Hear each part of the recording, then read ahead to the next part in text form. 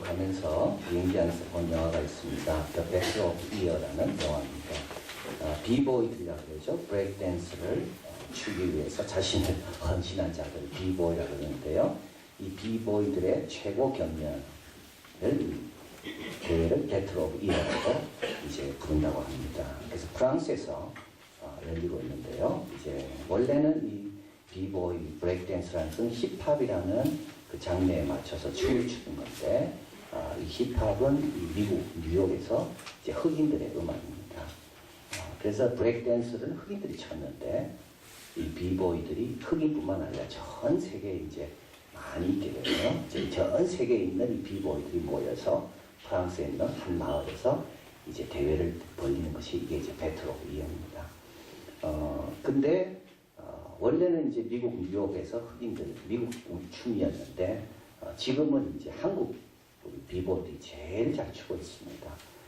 그래서 이제 미국에서 다시 비보이들을 배틀 오브 이어에 나가기 위해서 드림팀을 만들어서 이제 프랑스에 대회에 출전하는, 그래서 이게 미국 영화인데요.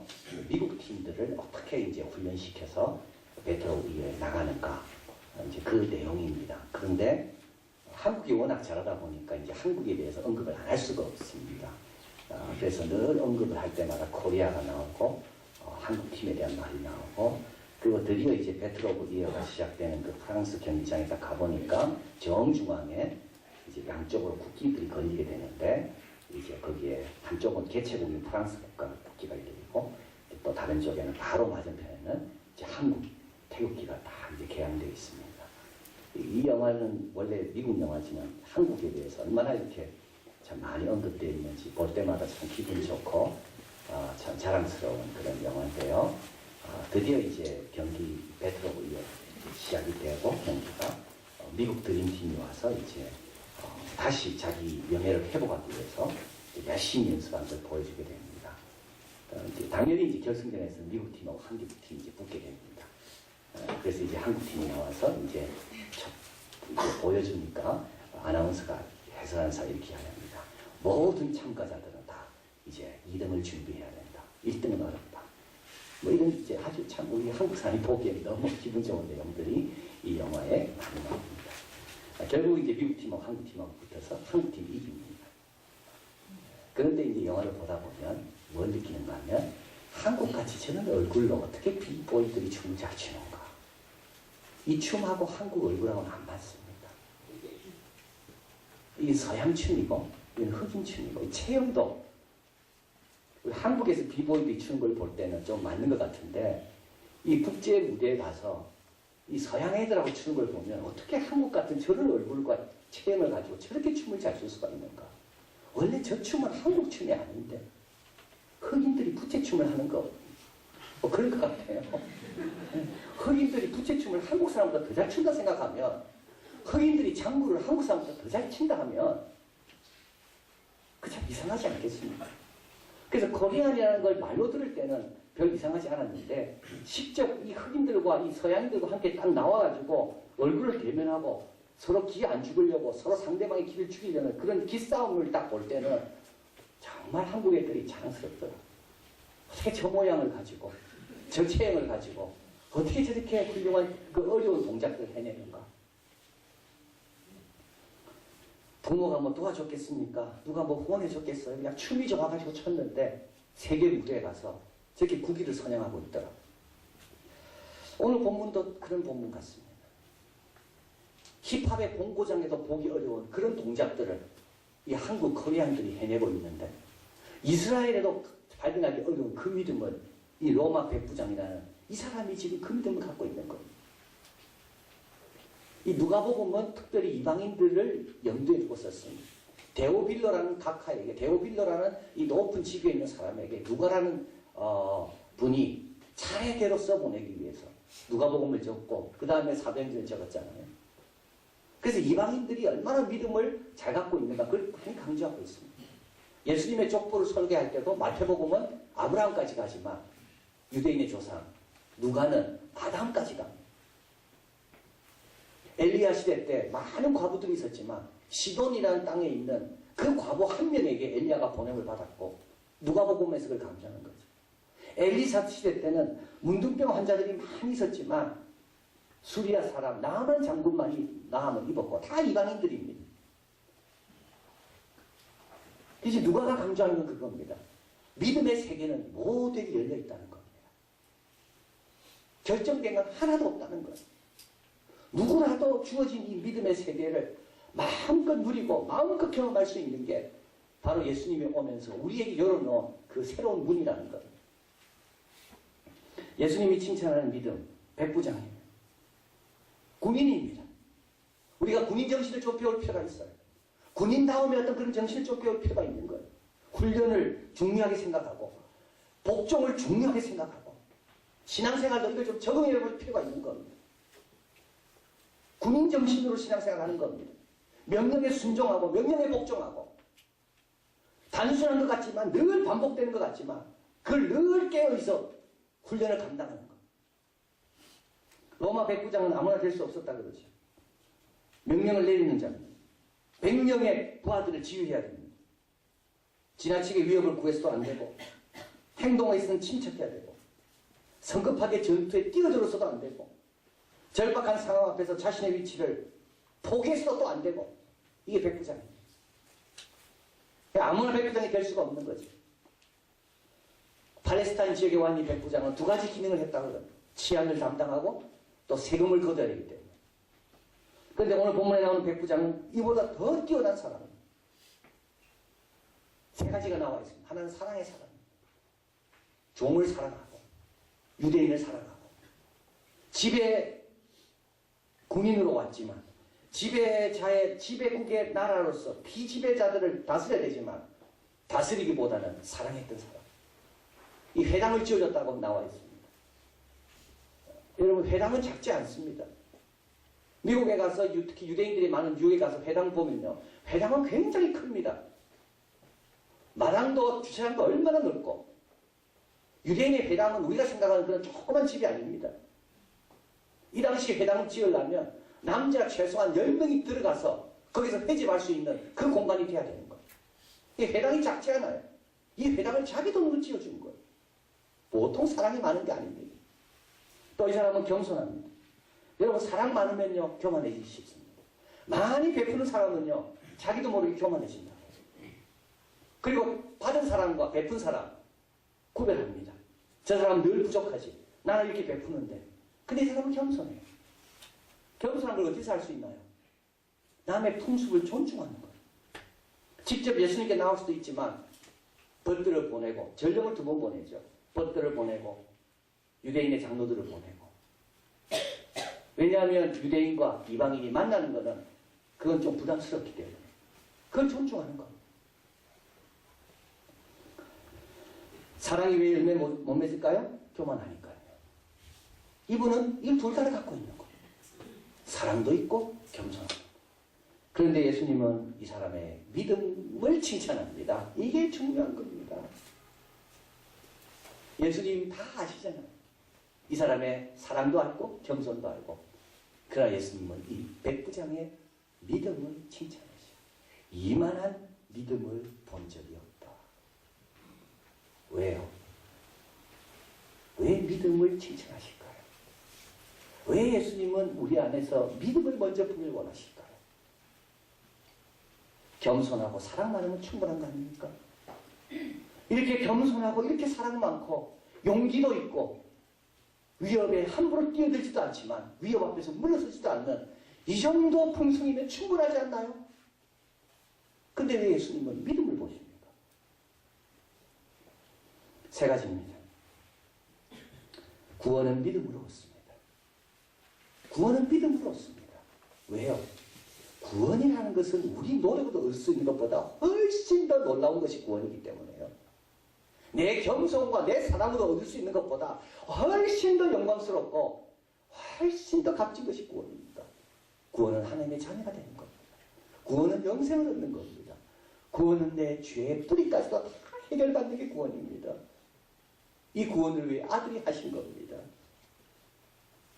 겸손하다고 구원 못 얻어요. 홍수가 임할 때 겸손하다고 구원 얻는 게 아닙니다. 믿음으로 방주에 들어가야 구원 얻는 거예요. 방주는요, 하나님께서 지으신 거예요. 노아를 통해서. 겸손으로 얻을 수 있는 게 구원이 아닙니다.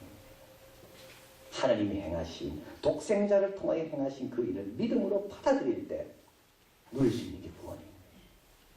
내가 행한 게 아닙니다. 구원은 하나님이 행하신 것을 내가 인정하고 받아들이는 것. 구원은 믿음으로 얻습니다. 또 그래서 주님은 기뻐하십니다. 모든 사람 구원 얻어야 되니까 좀 이기적이라도 괜찮아요. 교만해도 괜찮아요. 믿는 사람은 구원을 선물로 받는 것. 또 믿음은 절대자와 관계된 것입니다. 겸손과 사랑은요, 이거는 사랑과 관계된 겁니다. 겸손하면 인정받고 사랑 많으면 대접받을 겁니다. 그럼 믿음 받으면요, 아브라함이 이삭을 하나님께 바칠 때 아무도 울어줄 사람 없다 그랬습니다. 에녹이 300년 동안 하나님과 동행할 때 그걸 이해해줄 사람 그렇게 많지 않습니다. 믿음은 특별한 겁니다. 믿음은 하나님과 관계된 것이에요. 하나님을 잘 섬기고 하나님의 기쁨이 되려면 사랑과 겸손 갖고는 부족한 거예요. 갈 바를 알지 못하고 가야 되는 거예요. 방주를 치어야 돼요. 가인처럼 눈에 보기 좋은 걸 바치는 게 아니라 하나님이 지정한 아벨처럼 그걸 바치는 게 그게 믿음이에요. 하나님과 동행하는 데는 믿음이 필요한 겁니다. 또 하나님께서 우리에게 주신 말씀, 그 말씀을 따르려면, 말씀의 인도를 받으려면 믿음이 필요해요.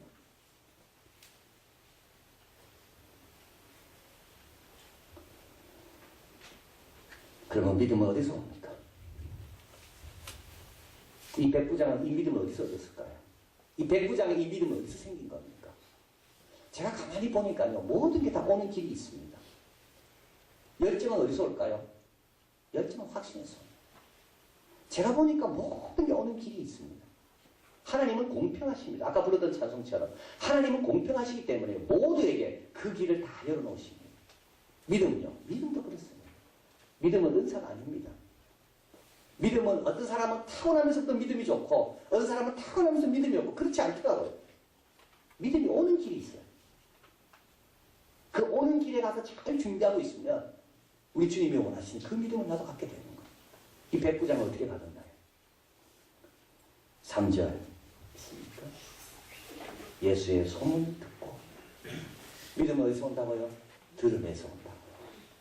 예수님에 대한 말씀을 자꾸 들어야 믿음이 옵니다.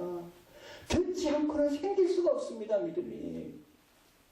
왜 하나님께서 우리에게 떡을 주지 않고 말씀을 주실까요? 하나님은 우리에게 왜 능력을 베풀지 않고 말씀을 먼저 주십니까? 그거 갖고는 믿음이 안 생깁니까? 말씀 듣지 않고는 믿음이 생기지 않습니다. 믿음이 오는 길은 말씀이라고요. 예수의 소문을 듣고 오늘 본문도 1절에 이렇게 말합니다. 예수께서 모든 말씀을 백성에게 들려주시고 왜 주님은 말씀을 강조합니까? 들어야 믿음이 생깁니까? 믿음이 생겨야 구원을 얻으니까. 믿음은 말씀에서 옵니다. 또 믿음은 자기 경험을 믿음에 도움되도록 살리는 건전한 유추라고 합니다. 건전한 유추. 오늘 본문이 이렇게 이야기하죠. 이 백부장이요. 예수님께서 두 번째 벗을 보냅니다. 예수님이 온다는 소식을 듣고요. 그리고 나서 이렇게 이야기합니다. 주께 나아가기도 감당치 못할 줄 알았고 주님께서 우리 집에 오는 것도 나는 감당치 못하겠습니다. 8절 같이 읽어볼까요? 저도 남의 수하에 든 사람이요 제 아래도 군병이 있으니 이더러 가라 하면 가고 저더러 오라 하면 오고 제 정도로 이것을 하라 하면 하나이다. 나도 말에 힘이 있는데 하나님이면 더 힘이 있습니다. 그 말입니다. 나도 내 정도로 이거 하라 하면 종이 이 말 듣고 움직이는데 하물며 하나님의 아들인 당신께서 말 한마디면 이 종을 낳는다는 겁니다. 아주 건전한 유추입니다. 이거 누구나 할 수 있습니다.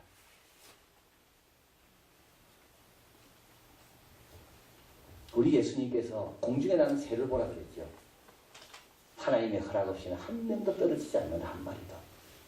한 하물며 너희일까 보냐. 별의별 카파를 봐라. 오늘 있다 내일 아궁이에 가는 저것도 하나님이 입히시는데 하물며 너희일까 보냐. 불의한 재판관을 한번 봐라. 하나님 경외하지도 않고 사랑도 없는 사람이다. 그런데 과부가 와서 날마다 간청하니까 그 귀찮아서 들어주지 않는가. 하물며 너희 아버지가 자녀들이 밤낮 구하는 것에 대해서 오래 참으시겠는가. 여러분 어떻게 유추합니까? 신앙생활 잘하고 싶습니까? 자식이 어떻게 나한테 할 때 기분이 좋던가요? 그대로 하나님께 하면 됩니다. 학교에서 가르치시나요? 제자들이 어떻게 할 때 아이들을 더 가르쳐주고 싶습니까? 그렇게 내가 하나님 앞에 하면 됩니다. 사계절이 바뀝니다. 이거 갖고도 얼마나 세상 이런 바뀌는 것 갖고도 믿음에 도움이 되는지 몰라요. 얼음이 녹겠구나. 눈이 녹겠구나. 꽃이 피겠구나. 낙엽이 떨어집니까? 추운 겨울이 옵니까? 아, 필요하고 다 하나님께서 나중에 되면 다 좋게 만드시겠구나. 군인은 이거 훈련하는 사람입니다. 단순하게 삽니다. 명령하면 명령 드려야 되는 거고, 내가 명령 냈을 때 넌 명령 드려야 되는 거고, 계속 반복 훈련, 계속 반복 훈련. 근데 이걸 어디에 적용합니까? 신앙에 적용하는 거예요. 가소성이라는 것이 있습니다. 어떻게 생각하냐에 따라 뇌는 끊임없이 뉴런을 통하여 계속 길을 만들어 간다 그러죠. 여러분 그동안 부정적인 것만 했습니까? 그쪽으로 가 있는 거예요 지금 내가. 이제부터는요 긍정적으로 자꾸 바꿔야 돼요. 자꾸 바꿔야 돼요. 이 훈련을 계속 해야 되는 거예요. 이런 사람이 믿음이 좋은 거예요. 그 길로 믿음이 오는 길이 바로 거기에서 오니까. 세 번째로 믿음이 오는 길이 또 있습니다. 행함에서 옵니다. 믿음은 행하지 않는 사람은 절대 믿음이 안 생깁니다. 자, 소문을 들었습니다. 알았습니다. 그 다음에 어떻게 됩니까? 다른 사람이 뭐라 보든지 간에 장로들에게 가서 부탁합니다. 당신들이 가서 예수님께 좀 와달라고. 번쪽에 가서 부탁합니다. 말씀만 하게 해달라고. 행하지 않으면 믿음은 안 생깁니다. 믿음은요, 행함과 함께 일한다는 그 야고보서의 말이 너무 중요합니다. 믿음과 행함이 같이 간다고요. 믿음이 역사하려면 반드시 뭐가 같이 있어야 된다. 행함이 있어야 된다고. 영혼이 없는 몸이 죽은 것처럼 행함이 없는 믿음은 죽은 거야. 믿음이 살아있으려면 뭐가 있어야 됩니까? 행함이 있어야 됩니다. 아브라함이 갈 바를 알지 못하고 어떻게 끝까지 갔을까요? 첫 발짝을 내딛었기 때문에 그 다음 발로 내딛는 겁니다. 노아가 어떻게 방주를 100년 동안 짓습니까? 나무부터 구했기 때문에 행함으로 믿음이 함께 일하는 겁니다. 이번에 미국에서 이제 와야 되는데요. 이제 목요일 날이죠. 목요일 날. 눈이 얼마나 많이 왔는지. 이제 금요일 아침에 제가 새벽에 출발해서 공항으로 가서 이제 와야 되는데 엄청나게 눈이 많이 왔습니다. 14인치 정도 되면 얼마지? 3 곱하면 한 50cm 정도 돼요. 근데 미국은 그동안 이 스톰이 계속 연거푸 왔기 때문에 눈치 오는 차들이 많이 망가졌다. 눈을 감당할 수가 없는 거예요. 소금이 없대요, 소금이. 길에 뿌릴 소금이.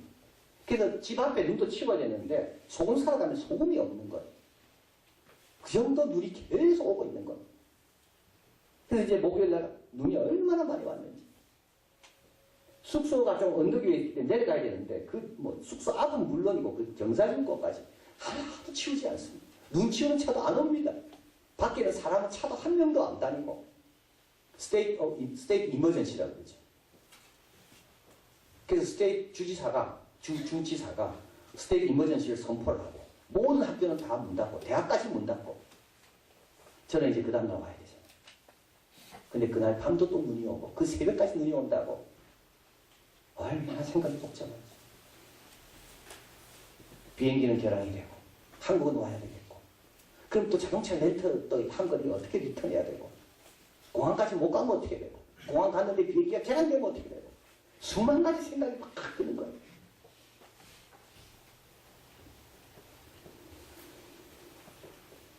오늘 백부장의 말씀이 생각나요. 말씀 한마디로 되는데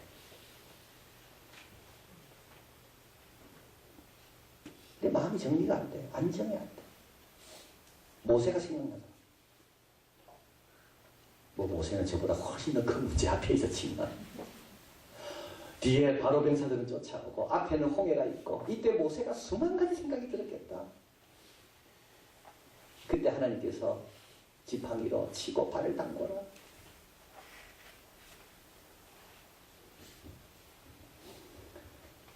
생각한다고 해결 안 되더라. 그래서 하나님께 맡기자. 그 방에 들어갔습니다. 수요 예배 준비하고 해야 될 거 하고. 근데요, 그 순간부터 마음이 편안해지는 거예요. 그 참 이상하더라.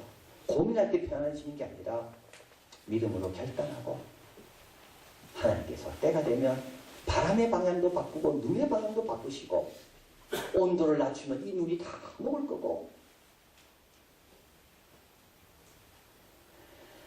출발하는 날 새벽에 4시에 깼습니다. 밖에 창문을 열어봤습니다. 눈은 여전히 오고 있지만 온도가 올라갔습니다. 눈이 내리는 순간 다 녹는 거.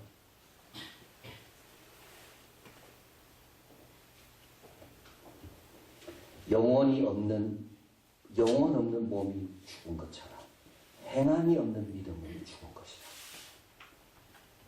행함과 믿음은 같이 갑니다. 믿음에서 믿음으로 행할 때 믿음이 함께 움직입니다. 참 중요한 내용이에요. 여러분 생각한다고 되는 게 아닙니다. 고민한다고 되는 게 아닙니다. 오직 의인은 믿음으로 말미암아 살리라.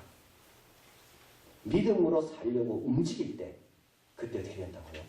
믿음이 계속 역사하는 거예요. 아서 피어슨이 시에라리온 7년의 간직이라는 책을 적었습니다. 제가 지금 미국 요번에 다녀오면서 이 책을 읽었는데요. 1817년부터 1823년 동안 시에라리온에서 사역한 윌리엄 버나드 존슨 선교사님의 이야기입니다. 이 시에라리온이라는 이 나라는 특별한 나라입니다. 이 프리타운이라는 곳이 있는데요. 프리타운은 뭐냐면 영국에서 노예들을 많이 잡아갔잖아요. 그랬는데 영국 법에서 노예들은 불법이다. 노예무역은. 그래서 이 노예들을 다시 본국으로 보내야 된다 그럽니다.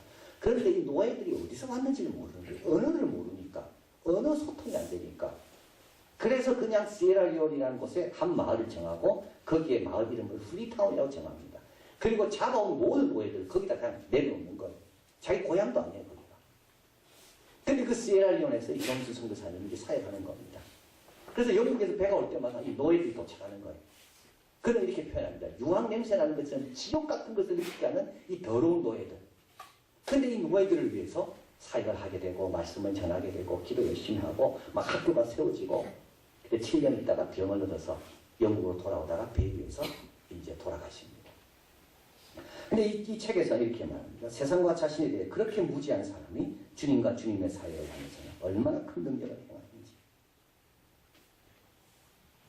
세상과 자신에 대해서는 좀 몰라도 주님과 주님의 일을 위해서는 크게 쓰임받을 수 있다는 것을 이분이 보여준다는 거예요. 그러면서 이 책은 이야기합니다. 인간은 요람에서 점점 멀어지는데 그리스도인들은 요람으로 점점 더 가까이 가려고 합니다. 인간은 태어나서 요람에서 점점 멀어지는 것을 당연하게 여기고 그걸 좋게 여기는데 그리스도인들은 요람으로 점점 더 가까이 가려고 한다. 갈대피리 이야기를 합니다. 소리가 너무 좋았습니다. 너무 순박했습니다. 사람들이 그래서 그 갈대피리에 금을 도금하기 시작합니다. 그 다음부터 그 소리는 옛 소리가 안 납니다. 요람으로 가는 거죠.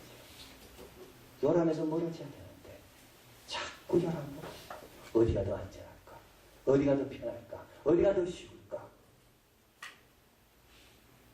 자꾸 금을 더 칠하고 은을 더 칠하고 그 다음부터 소리는 안 나는 거예요.